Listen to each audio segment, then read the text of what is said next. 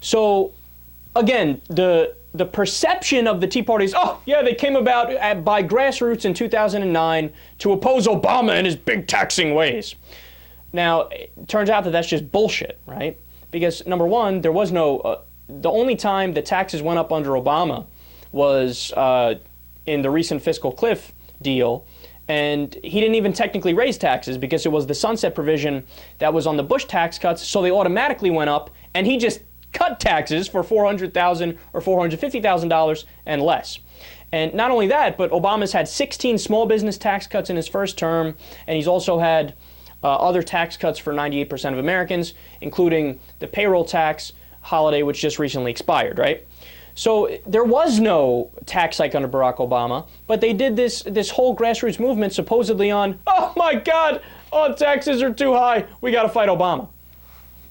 So you're telling me there was a grassroots revolt for something that didn't actually even happen? Look, it's ironic too, because the whole Tea Party movement, they're called the Tea Party because they're basing themselves on the Boston Tea Party. And they think that the Boston Tea Party was about a tax hike. But that's not what the Boston Tea Party was about. Read the history of it. The Boston Tea Party was about the East India Company, right, getting an unfair tax break from England, and the small businesses here in the colonies were paying higher taxes. So it was a revolt based on a tax cut. They wanted the East India Company to pay the same rate as them. So they have no understanding of history. But when you look at the money, when you trace the money back, and that's the most important finding of this here, right? You come to find out that the roots of the Tea Party were based in anti-government regulation groups regarding tobacco. So the same nut jobs that were saying, no, there should be no government regulation of tobacco. We shouldn't have to put that it causes cancer on the packages, etc. We need the government get out of our life. We need small government, less regulation. So that movement, which today would be viewed as radical and evil, is the same group that is now the Tea Party.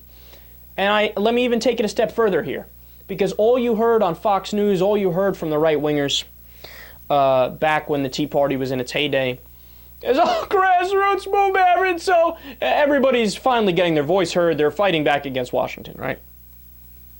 There are stories of busloads of people being brought into these Tea Party protests, and the actual right-wing think tanks, so Freedom Works being one and Americans for Prosperity being the other, handing out signs to the people getting off the bus. And then some people from the press were interviewing these people. They didn't know anything about politics, right?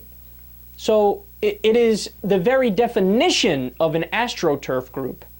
Now, I'm not saying that there aren't some crazy right-wingers out there that, you know, were genuinely like, Tea Party, yeah, right? Because absolutely there were. But the way the movement was birthed, how they say, oh, grassroots, it happened naturally, that is 100% not true. It was big money backed, it was planned, it was organized, and it was fake. It was AstroTurf. All right. So,